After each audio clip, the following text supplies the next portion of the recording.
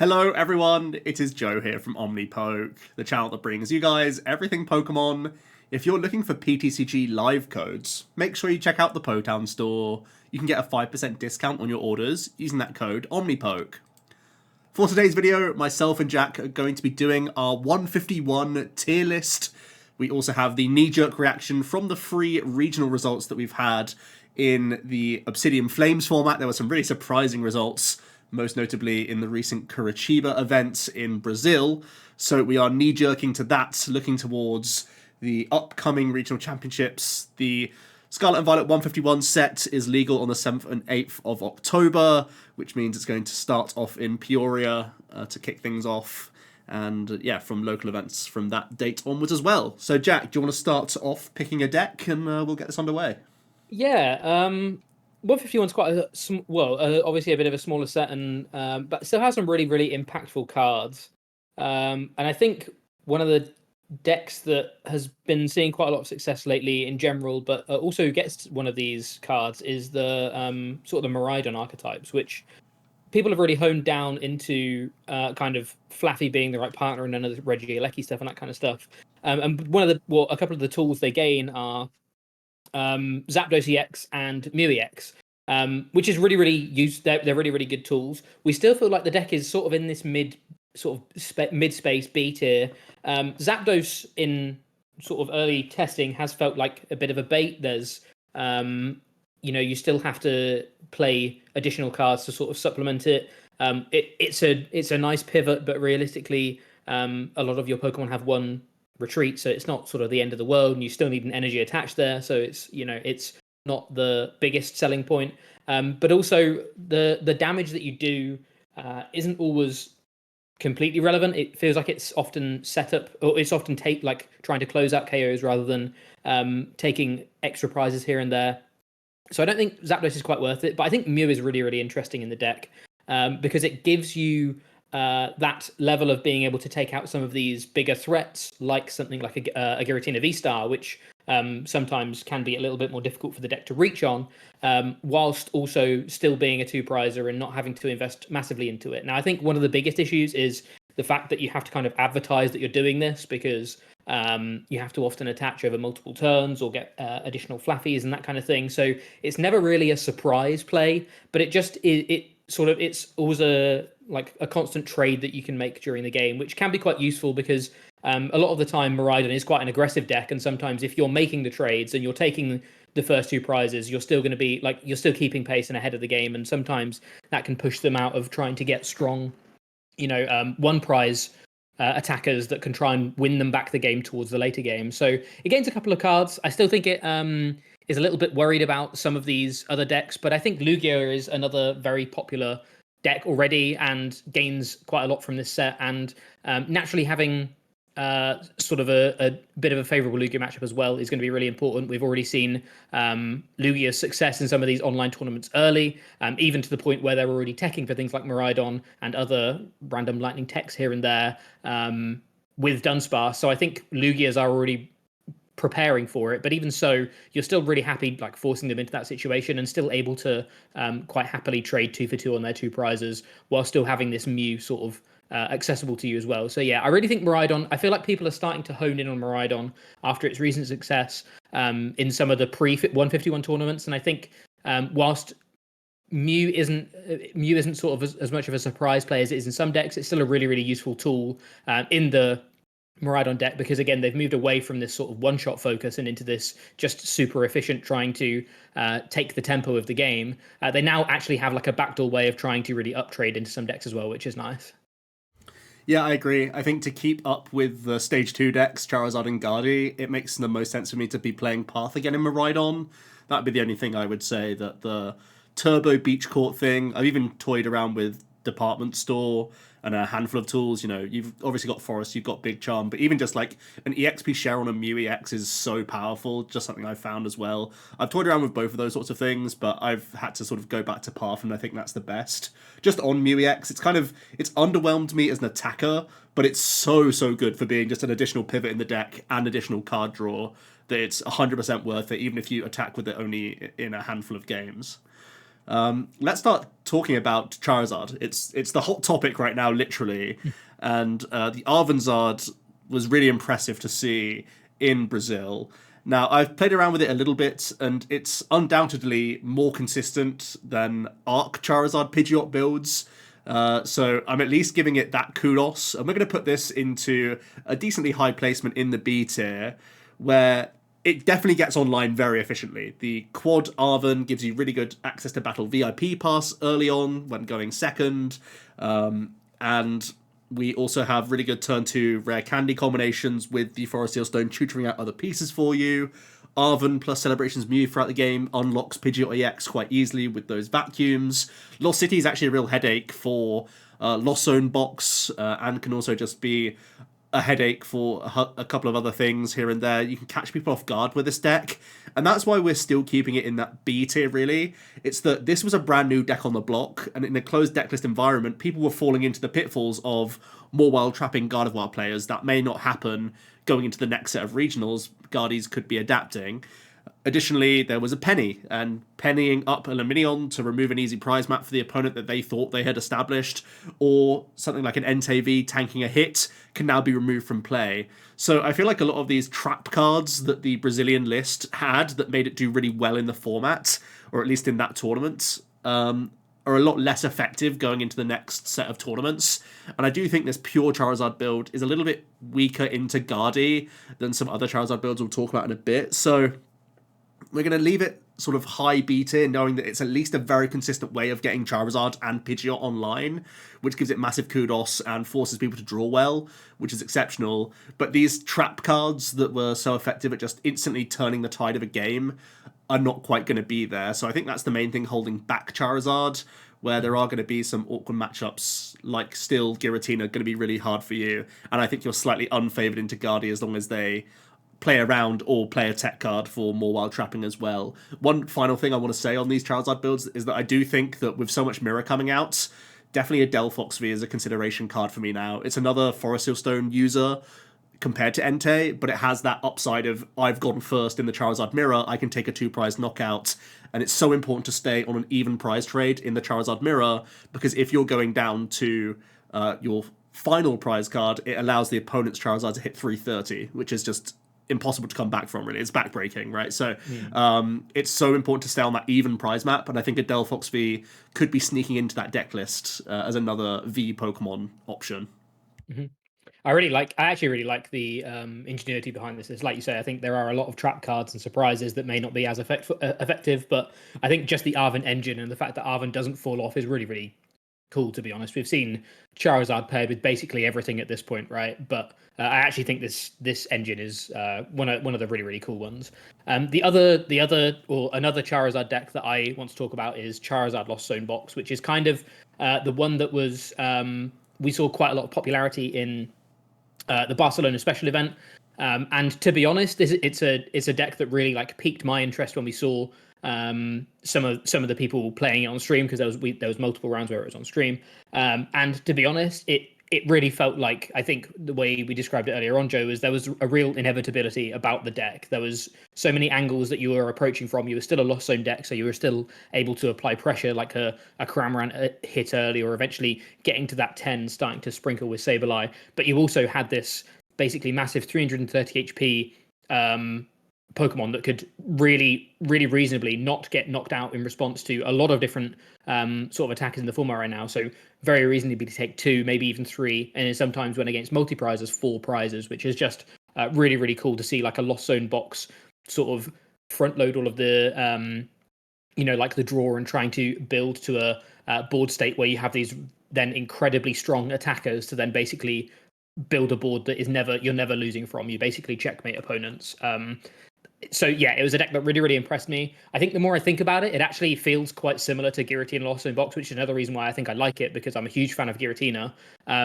It feels very similar in that Giratina also has that inevitability and setting a couple of Tinas and sort of, creating a board state where you're going to be taking multiple, like there's nothing that can survive the knockouts that, or the attacks that Giratina's firing off. Feels very similar to how Charizard does. The longer that the games go on with Charizard, the stronger it gets. So they feel very similar, albeit I think, and I think Charizard actually has a bit of a higher ceiling because you're able to actually go over 280 damage and in the late game, as well as having 330 HP yourself, so you're a little bit tankier. There's various different ways that Tinas are being targeted now, and that 280 hit points is definitely a bit of a break point that people keep in mind. So it feels like Charizard has that bit of a higher ceiling at the cost of then still having to find rare candy combos, or still having much smaller basics than Giratina. If you start a Giratina, you can still Abyss Seeking, whereas if you start a Charmander and don't have much going for you, there's not really much going for the game at all. So it feels like it has a higher ceiling, but also is a little bit less consistent. So I think that's sort of what limits it down to that B tier. But I think if you're a fan of Giratina, I really think that these decks feel quite similar. Maybe you have to be a bit more it's a bit more like of a risk averse playing Tina, because it's a little bit more reliable. But I think the ceiling is really there with this deck, and I actually think this will end up being our highest rated Charizard deck just because of that ceiling and how strong the deck is when it gets going. Definitely agree. Let's take on Giratina then, seeing as though we're basically comparing the two. We're still putting Giratina as one of our highest decks. We're putting it down from S tier though, and this is a combination of factors.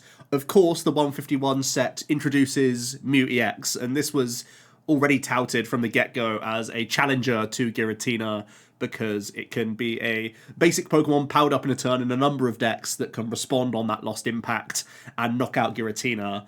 And Tina's typically struggled with decks that can respond KO on the Giratina VSTAR. It's not very good at chaining its attackers. It relies on reloading with rods and reloading with gates and whatnot. And if the Tina gets hand disrupted whilst suffering a KO, it can spell danger for the deck. So it has to be on its toes now because there are Lugia decks that could easily be playing Mew EX.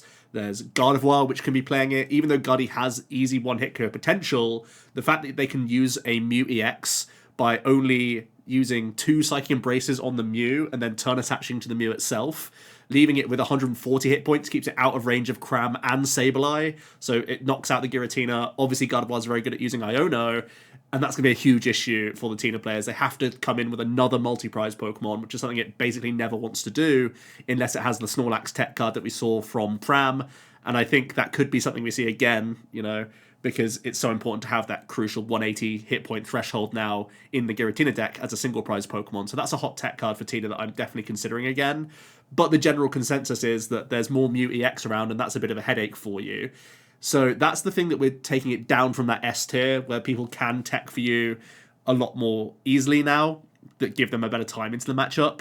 But that being said, from a metagame perspective, Tina's still in a really fine position. It really does not mind seeing Charizard seeing this wave of popularity. I think it's actually rubbing its hands a little bit as one of the easier matchups. Even with 70 hit point Charmanders, I still feel very favoured as Lost Zone Tina into all of the Charizard variants that we've seen. Obviously, the more 280 hit points, 2 prizes that are in their deck list, the better for Tina. But in general, just hitting into Charizards is really good. It sets up Sableye math whilst you're not triggering their increased damage output of Burning Darkness. So yeah, still really happy to play Giratina. The one caveat would be is that I think the Lugia matchups are getting a little bit trickier for you. Colorless Lugia is a big problem because they have this army of Snorlax, which renders your single prizes basically useless, and they come with the Mew EX to punish your use of Giratina VSTAR, which is a big problem. And there's still the issue of Single Strike Lugia that could also be just squeezing in a Mew if it really wants to as well. So I think there's this small uptick in Lugia. We've seen that in the online data for this first week at least in 151 formats. And of course, Lugia did really well in the Japanese Champions League tournament. It got second place whilst running the Mew EXs. So that's the real warning sign for Giratina now, that this uptick in Lugia is the main thing holding it back. But against the rest of the format and seeing this uprising of Charizard looks really good for Tina. And I wouldn't be surprised going into Peoria that Tina was back on the most popular deck for that tournament, because it seems to counter the sort of wave of Charizard hype right now. So I still really respect Giratina going into these next few events. Speaking of Lugias, let's talk about Colorless Lugia, because I think that's another, as you've just mentioned, that's another great user of, in particular, Mew EX. I think this is actually the deck that probably finds it the easiest to slot in. And yeah, because of that, I think we're bumping Lugia up to A. In particular, the colorless build. There's obviously some really great benefits of it. Like you've said, Snorlaxes are just great one prizes in almost every matchup. They're really tanky. They deal great damage. They have like it's a brilliant ability. It's just a really really strong Pokemon to be able to lean into. Not only that, you have various different sort of one-shot potential with things like Mew, but you still have things like Weirdeer as well. And obviously, there's again these sort of individual techs, maybe things like the Luxray or Drapion as well. So I still think there's a real plethora of attackers you can play in the build, but I think that's actually what also one of its downsides a little bit is that you may have to pick and choose your 4 or 5 different attackers that you go for based on the metagame, and you have to kind of work out what's going to be what's going to be the best ones to slot in, because you don't actually gain as much space as it may naturally seem, being able to cut things like Urn from the single strike build, primarily because you're still having to play a really high count of energy, more energy to basically make up for the fact that you just recycle them with the Urns. And not only that, you're still like a multi-prize deck that realistically is hurt by Path, and one thing that will kind of be a bit of a common theme throughout the video and the decks that we talk about is that a natural uptick in Charizard means a natural uptick in Path, which kind of hurts a few other decks sort of as a side note as well. And Lugia is definitely one of them. It's always really worried about Path. It's always had to play high stadium counts and play Pumpkin and things like that. And even though it does all of that, you're still never happy to have a Path heavy metagame. So it still feels like it's somewhat being countered, like caught in the crossfire with counters, but I think it's definitely the best user of Mew out there. And I think again, if we're looking towards the current state of the format, and Giratina looks to be the best way to deal with the natural uptick of these Charizard decks, being able to have a strong Giratina matchup with it, which I think, to be honest, Lugia has one of the best Giratina matchups going for these top few tiers. I think it's a very, very appealing sort of play, to be honest. I still think there's definitely some sort of people that will stick to single strike over colorless and vice versa, and I do think in general single strike is probably a little bit stronger, but I think the fact that this build uses Mew to its best potential is actually enough of a selling point for it to be up in that A tier as well. Definitely agree. We're also going to put the single strike build into A tier as well. It's still just a consistent performer. I think the Charizard matchup is currently bad in the data, but as soon as you add in that Cobalion, I feel like you have a decent chance of still just racing 2 for 2. And again, you could squeeze a Mew EX into this build. I think it's a little bit more challenging because you don't really play that many colorless energy, so it might need a bit of a rejig to think about it. But I still think Single Strike offers way too many good type coverages, still one of the biggest threats to Gardevoir, I feel, and you're having that type coverage into Miraidon much better than the colorless build as well. So I think this build is going to stay in that A tier. I know that Lugia is not going to be like the most played archetype in the room because people are kind of risk averse and don't like playing Lugia too much, but I still think it's definitely worth respecting as being an A tier deck because it's really just one of the natural challenges to Turbo Lost Box and Giratina now, and there aren't many things that punish the Lost Zone engine outside of like Lugia and Rapid Strike. I feel like these are the main things sort of challenging Comfey right now. Outside of that, there's really not much, so it lands in this really interesting metagame placement where it's kind of mandatory in the game right now to challenge our other A tier decks. Yeah. The other A tier deck I definitely want to talk about is Gardevoir, because I think that's one that obviously still going to be in that A tier, and we're actually going to put it a little bit higher than Giratina. Gardevoir definitely has a couple of questions to ask. We've already mentioned whether it plays Mew EX. There's definitely a couple of benefits to it, like Joe mentioned, being actually a 140 HP Pokemon, but also being able to basically take KOs on whatever your opponent is trying to throw at you is going to be really good, because 140 is actually a pretty good breakpoint for a lot of the Lost Zone decks, which is important. But not only that, there's the whole sort of Greninja debate and that kind of thing, because now theoretically anything can play a Mew, and therefore anything can gust up a Greninja, and anything can theoretically Moonlight Shuriken you, which is really sad, to be honest, because it means that basically whenever you put Greninja down, you kind of have to either tempt fate or also put Manaphy down and kind of test the waters a little bit, and just play with a reduced bench, which, to be honest, Gardevoir never wants to do, naturally, because you want as many Curliers and Gardevoirs out as possible. But not only that, you're a little bit more scared than other decks that are playing Greninja, just because because of the self-damage aspect of the deck. you actually end up putting yourself into Greninja range at a lot of times. So basically, you're in a situation where you can never sort of reliably then get rid of Manaphy later on and not worry about it too much, because you're still always going to be on this sort of teetering on the edge of being able to be knocked out with the double Moonlight Shuriken sort of out of nowhere to lose the game from seemingly like an unlosable position. So there's definitely a couple of questions for Gardevoir, but I still think it's an unbelievably solid deck. I still think Towards List is really, really impressive. I think you have to respect something like you have to respect things like Mawile, so I think you have to play something like Penny into that list. But I think that's not necessarily a bad thing, because it also lets you pick up various different bad starts, or, you know, being able to reuse / just pick up Luminion and stuff like that. If you play it, is also really, really good. Double Collapse is also something that Joe and I have discussed pretty in depth about whether you then have to play that to kind of get the Greninja off the board sometimes, just so that's your way out of not having to play Manaphy down all the time. It's being able to just get the Greninja off the board. We've kind of concluded that Greninja's draw is just way too good to pass up, to be honest. So you still have to play it. You just have to be much more aware of of board states that your opponent can sort of achieve with a Mew, and that you're maybe not as safe in situations as you maybe once had been. But I think keeping that in mind, there's definitely still massive benefits to the deck. And I'm still a huge fan of Towards List, and just respecting the various different, again, trap cards we've kind of alluded to in some of the lists lately is all you really have to do. These are cards that you never really like having to play in Gardevoir, but have been in and out the deck at various different points, and the deck has always seen success. So yeah, it's just about adapting these last one or two cards here and there, and being, I guess, hyper aware of board states that naturally maybe would have been fine before. You then have to, you know, maybe be a little bit sort of more cautious of when playing with Greninja as well. Definitely going to be an interesting thing to follow, I think, because it's just even more headache for Guardy. It's already one of the hardest decks to play. I'm going to round out the A tier with no real surprise. Turbo, Lost Zone Box, and Kyogre. We can slam them both in here in this similar category. The Kyogre build will give you the better time into the Lugia matchup, which is what we're saying an A tier threat, so definitely seems relevant. But I still want to focus in on the Turbo.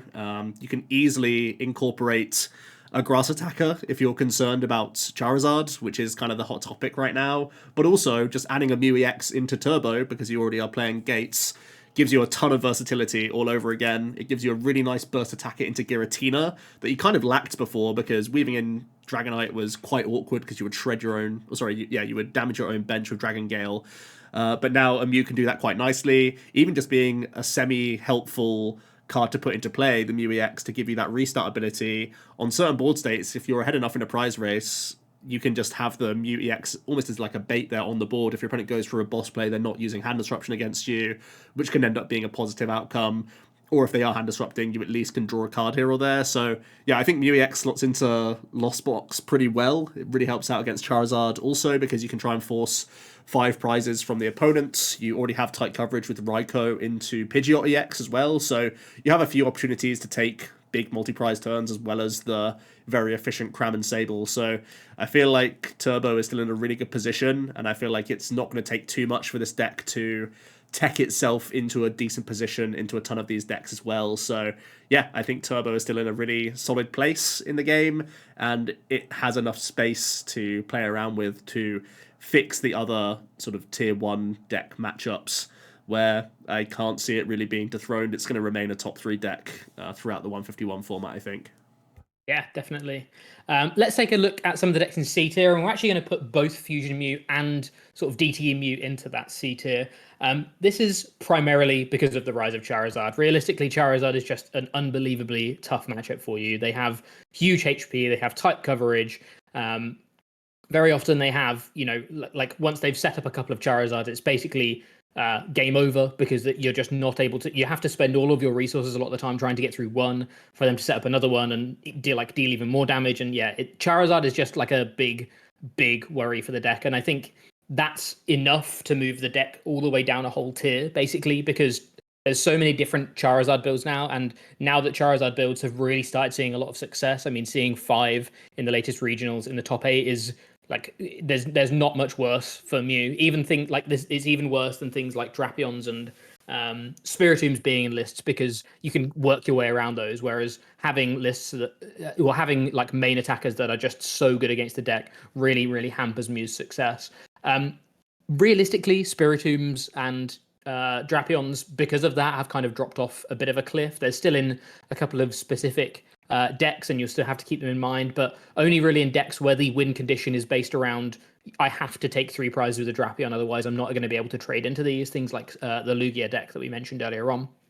So there's going to be way less of that, and obviously Mew is still going to be able to draw plenty of cards, but I think the existence of Charizard is just super scary for it. I think the double turbo build is better than the fusion build at the moment, simply because realistically you're going back to that path. We're going back to that sort of format where path is just so unbelievably strong, and now that we're less worried about Spiritombs here and there, you don't have to play things like fusion energy to get around them as well. I think there's still great benefits to the fusion Mew builds, but they're fewer and farther between when it's so much harder to trade up into 2 prizes because they actually outreach you now. Fusions or Meloetta's particularly good at trading into 2 prizes when you only need a couple of fusion energy, whereas now you're needing 4+ mods as well to be able to start trading well.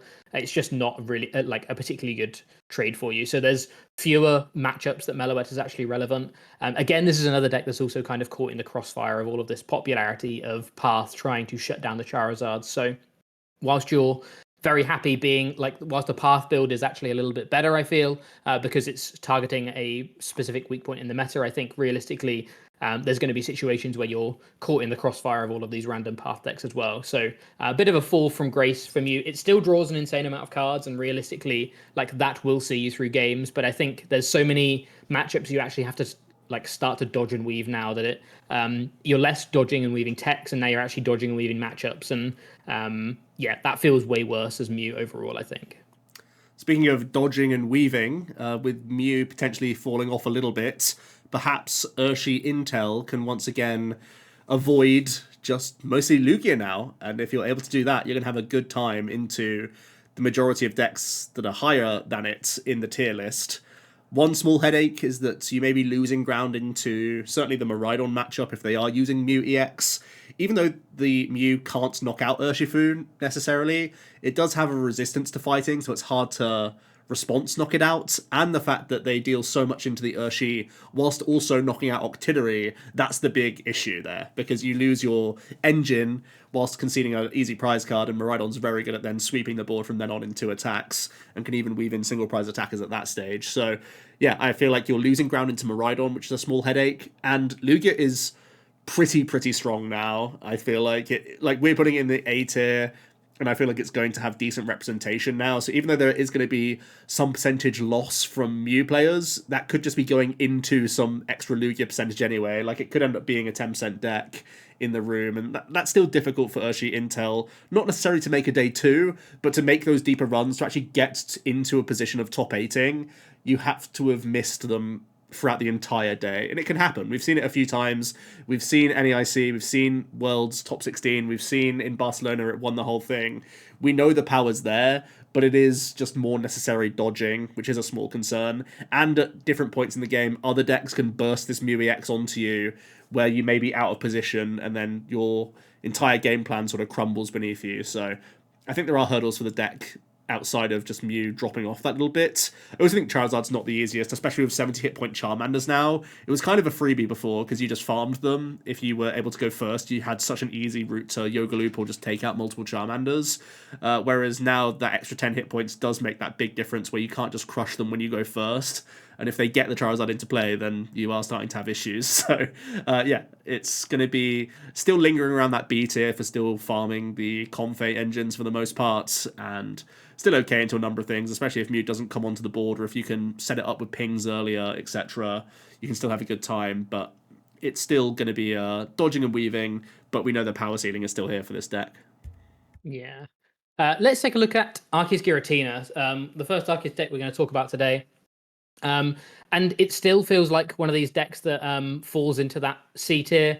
It's still a great user of Path, and I still think the raw size of Arceus and Giratina and judges and paths and that kind of stuff definitely has its merits, but I think in general, people have like the ceiling, in particular Charizard, the ceiling of Charizard and the stats on Charizard make it very difficult to deal with for some Arctina builds. I think we're at the point where you have to actually start playing some of these grass attackers again, whether it's Leafeon, which we think is like by far the best one, but there's various different sort of options you can or routes you can go down. But I think Leafeon is the best one, sort of by far, in my opinion. I think you actually have to start playing that again to be able to deal with the onslaught of Charizard, and I think that naturally upsets. Like it's a natural hurdle for the deck because it's another couple of cards that aren't necessarily consistency cards. Yes, they really help in terms of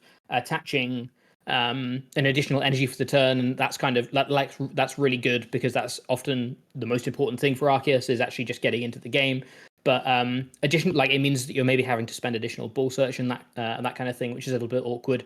And also, again, this is another deck that's really caught in the crossfire of all these paths. I think the best way to deal with Arctina has always been path it before it can path you, because it often completely shuts down the deck. But sometimes they play an out, but sometimes they don't. And realistically, that completely they have to draw incredibly well at that point off of basically very little draw power, no Starburst, and like maybe a barrel if they've been able to draw into it. Otherwise, it's just raw draw support and that kind of stuff. So still feels like one of the stronger Arc decks just because of the stats of things like Arceus and Giratina and how good Path is right now.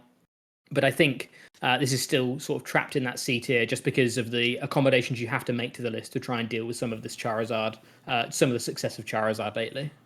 Yeah, definitely makes sense. I would kind of put Arcdura in that similar category where we've just seen it actually recover a top 8 in the most recent regional, and there are just no one really respecting the deck anymore. That's kind of where we're at with Arcdura. It's going to be that strange, like 3% of the room type deck where they flip over the Arcdura, and if you're the person playing Lugia with no tech cards, or if you're not playing the switch outs in the Gardevoir, that's where you're going to get your wins as Arcdura. For me, I think the grass package is still going to be important for this deck because there will be Charizard, and Arcdura is pretty bad into Zard, I would guess, just because you are again bumping into each other kind of thing, and the Charizard is at its strongest in those situations because it has that late game inevitability. When you are facing other 2-hit KO decks, you become a 1-hit KO deck towards the latter stages. So yeah, I think that's the challenge for Arcdura. So I think it may even be Arcdura Leafeon rather than Arcdura Umbreon now, which is a little bit weird. But then you come into the issue of how do I deal with the Gardevoir matchup, the Miraidon matchup, the Chien-Pao matchup. My random theory craft would be Vengeful Punches, but I'm really not confident in that archetype at all. So yeah, it's going to be this random pile, as we've seen in the last few formats. It's basically been like overshadowed by Miraidon Judge Path. It seems like that's the better option for this sort of cheesy line, I think. Even Mew Judge Path is more consistent than Arcdur, so I feel like, yeah, the Arctinas and the Arcduras, they're losing a lot of ground, I think. Yeah, I think so. The other Arceus deck is sort of the Charizard Arceus Pidgeot deck that was kind of the first Charizard deck out of the gates. I think the success of Arven Zard and kind of how that list is built is superior in almost every way, to be fair. It's still, I think there's still definitely benefits to this build, but I think overall you're playing more multi-prize Pokemon, which is always a worry because one of the benefits of being able to play stage 2 EXs is the fact that early game you're only giving up 1 prizes, and that's actually really good for Charizard. It's really easy to stay on even prizes, as we've already mentioned, against this build because you're then not going into one-shotting Charizard ranges with your own Charizards, which is kind of awkward. But also, you need additional ball search outs because you need a Charmander and a Pidgey maybe to begin with for the Arven Zard, and obviously you want multiple of those, but you can invest ball search into multiple of those, whereas realistically you also want to weave in trying to get an Arceus down if you can in this build, which yes, the benefits are there if you're able to do that and then Starburst and get yourself into the game. Obviously the benefits there are huge, but just needing like sort of front loading all of the good draws you need compared to Arven Zard, where you're perhaps not as, you don't have as powerful of a turn 2, but you still have a 330 HP 2 prize Pokemon that's dealing 180, like that's enough. It turns out you don't necessarily need Arceus. So you'd rather have the extra Pidgey or the extra Charmander here and there, not worry about getting this Starbirth and then it being sort of a liability against some of these other decks that can take 2 prizes very well, and just really hone in on Charizard and Pidgeot instead. So yeah, I feel like it's outclassed a little bit. I think there's definitely merits to it still, but I think Arvenzard is better in pretty much every way compared to the Arceus build. I'm going to take on Chien-Pao Baxcalibur. I have been quietly encouraged by this deck's performance at Worlds and at Pittsburgh, and I think the list is getting solved now, where it has a good amount of win conditions with the double bib barrel, especially because the incentive of this build is actually to develop double bib barrel in a ton of situations, because it just gives you such great cycle and reload after you've used your Ultra Balls and used your Superiors, then super coated all those waters into play. You can do those hand gymnastics of topping up quite a few cards, actually, and you cycle through the deck quite well with Pokestop as well. So I've actually been toying around with Chien-Pao. It's been a deck that I try and avoid quite often, but I'm starting to come around to the archetype, and I think from a metagaming perspective, yes, you're having to dodge Lost Box a little bit, which is yucky. I think you're actually quite good into the other A-tier decks, and even Charizard. I think that's a real big boast for Chien-Pao, is that similar to Gardevoir, you can sort of just play them off the board early if you high-roll Cologne plays, and you really just leave them no leg to stand on. But also you have the one-hit KO potential into these EX Pokemon, so you can reach even when you get to the latter game, if your opponent is still in the game at that stage. So yeah, I think dodge Lost Box, and Chien-Pao is actually pretty okay. And from what I've played with the new list, the 2 Super Barrel no V-Star list, I've had an acceptable amount of bricks. I would say it's still inconsistent, but it's at a point in a best of 3 for a fast deck where it's an acceptable amount of inconsistency. So who knows? I might even be playing some Chien-Pao at some smaller tournaments in the next coming weeks. So I'm a changed man, Jack. Who thought we would see to this day? That's incredible. I'm also a changed man because I'm not going to slate Goodra today. I'm actually going to put it in C tier.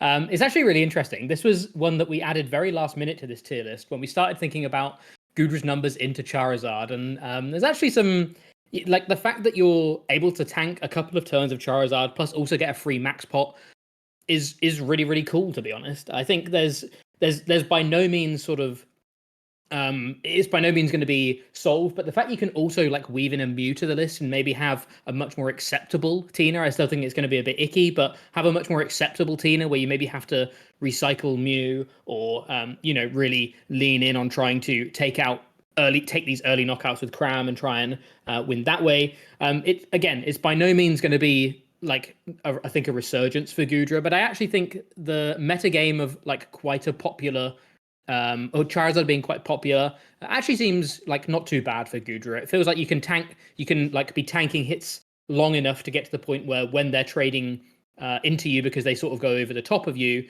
if they're able to do that, then you're at the point where you've taken so many prizes that it doesn't really matter because you're able to close out the game, right? So it's a really interesting one. I still think there's going to be big issues with various different decks that can still go over the top at you, and obviously Giratina can still flip its V-Star marker, and you still have to then, if it combines that with Hand Disruption, you still have to then find a way of powering up a Mew EX with Gates or whatever it may be. There's by no means no questions with this deck, but I think previously we've rated it D tier for like the past 3 or 4 tier lists, and I actually think there's reasons to reinvest some time into the deck if you really don't want to play anything in the first couple of tiers. I actually think there's some better matchups out there for you now, which is quite interesting. I also think there's like the natural uptick in Lugia here and there is also pretty good for it because especially especially the colorless build, it had a pretty pants damage output, to be honest, and you're able to tank a lot of that as Goodras and really, again, just have that sort of slow 200 damage inevitability to you there. So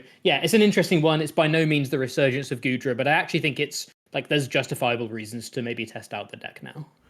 Agreed. I'm going to take on the Radiant Charizard Lost Box. Unfortunately, I was quite optimistic about this in the Obsidian Flames format. No one really followed along with that, from what I can see. And I also bombed a couple smaller tournaments with it myself.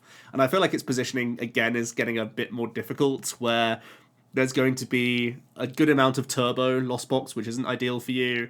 There's going to be a few more Charizard EXs, which are also quite difficult for you to deal with just because of their size. So, especially, and because they play Lost City, right? So they can just remove targets off the board from you. So I think it's a little bit awkward now for Radiant Charizard Lost Box. I really liked my concoction, and I also really like the plethora of attackers where you have Radiant Zard, you have Luxray, and you have Sable Cram. But those don't line up well into Colorless Lugia. They don't line up that well into Charizard EX, and part of the reason why you were okay into Charizard in the Obsidian format was 60 hit point Charmanders, and that's kind of getting removed. So I feel like it's in, unfortunately, a lot worse position. I don't know if anyone even took the risk on Radzard in any of these tournaments. Unfortunate if you did and didn't have the results behind it, because I haven't really seen it in any standings. But the barrel side was still really awesome, and I'm just waiting for the metagame to once again open up for this deck, because it's going to be a pet deck of mine still for a while. I just need to pick the right time for it. Yeah. Which deck do I want to talk about as the final deck? I think I'm going to talk about Charizard Gallade as the final deck. So this was obviously, this build was obviously popularized quite recently due to its success over in Japan, and I think there's still, again, definitely merits to it. I think I haven't had actually much personal experience with the deck, but I've heard a lot from Joe, who played it a lot during the prep for Barcelona regionals. So I feel like I have a fairly solid knowledge of sort of the ins and outs of it. And realistically, I think what we saw is it was a really unique build and a really nice way of playing Charizard. And I think the Arceus build hadn't quite reached the success that people maybe thought, but it looked like maybe this one could. But then I think in that very same weekend, we then saw the Lost Zone build, which looked really, really impressive. And I think realistically has similar inconsistency issues, but has a much higher ceiling because you have access to things like Sableye. And then since then, we've also seen the Arven build, which I again think sort of outclasses this one because it just feels like you're a little bit more consistent and a little bit less reliant on draw. You're able to actually play Pidgeots and actually get the pieces you need, like when you need them, rather than just relying on things like Curlier and Gallade to get your supporters to hopefully find pieces. So I think what's happened is it was a really cool build, but it's actually been outclassed by a couple of other Charizard builds that I think are just a little bit more preferable now. So yeah, it's a deck that, or it was a Charizard build that I think seemed really, really interesting. And I was actually curious to see whether the success in Japan translated over to here, because I think it was a little bit too late for people to, I guess, realistically switch over for Barcelona, but maybe it was something that would have been seen in the latest regionals in Brazil. But instead, I think we've found two other ways of playing Charizard that actually just seem a little bit better. So I think whilst there was a lot going for this deck, I think it's just fallen by the wayside in terms of the other builds of Charizard that have sort of come to fruition since it did well in Japan. And we'll end up with the non-Baxcalibur, the Palkia Chien-Pao. We're also going to put this fairly low tier. It doesn't like an uptick in Lugia. It also doesn't appreciate Miraidon's placement in the meta right now. So it doesn't feel like it's that safe. It can even lose to these Charizard EX decks if it doesn't completely push Charizard off the board with early Greninja plays with Lost City. So yeah, it feels like it gets pushed off the board. Its damage output is lacking, and that's why we prefer the Bax build going into this format. There's just too much need to have the higher reach at the moment to actually get the job done into a number of these matchups. So even though the consistency's there, and that's always going to give you some percentage points, it feels like it doesn't have the stopping power required as we progress into this 151 format. Yeah, it's a really interesting set. It's a relatively small set, but I think it has quite a high impact. I think arguably it has like more cards to consider than maybe some of the or maybe Obsidian Flames. Now, I don't think it has more impacts. I think Charizard is still now really coming out of its shell in terms of how powerful it is. But that 151 definitely has a pretty big impact. I actually really like how this meta's evolved in that we've had two relatively small impact sets in a vacuum that haven't changed much, but we've had them quite soon after one another. So it's felt like it feels like we haven't actually reached the end of this metagame of Obsidian Flame. We're still seeing great sort of new innovations with it. And now we're introducing just a little bit more sort of a few more interesting cards into it with things like Mew. So yeah, I actually really like how this is. I wasn't sure how it was going to go, and I wasn't sure whether because Charizard seemed to be the only particularly relevant card in Obsidian Flame, whether it was just going to be Paldea Evolved plus Charizard somewhere, but evidently not. That's still being innovated, and now we're adding another sort of question mark into the format. I think it's been really interesting how it's. I think it's going to be really interesting how it sort of evolves. It's not something that we see very often. We usually see very impactful sets that then last 3 months, or very unimpactful sets, and you then have a format that people get sick of because it's basically 6 months of the same format. So yeah, really interested to see how this one plays out and how these sort of more staggered releases with a few less impactful cards, but still enough to change the metagame, how it actually changes things going into the next few weeks of tournaments before Paradox Rift comes out. Yeah, because that's going to be a big shift, I think. Yeah, then we're going back to this big shift where realistically there's going to be decks all over this tier list that don't exist at the moment. There's going to be decks on here that you can't even consider playing anymore. It's going to be chaos. But for now, appreciate we're still in a land of like known. There's no unknowns. We're still in a land of known. We just have to, work out how things like Mew interact with the format, and yeah, we'll worry about that when we have to worry about that. Oh boy. All right then, that's it for today. Thanks so much for watching, and we'll be back tomorrow with another one. Cheers.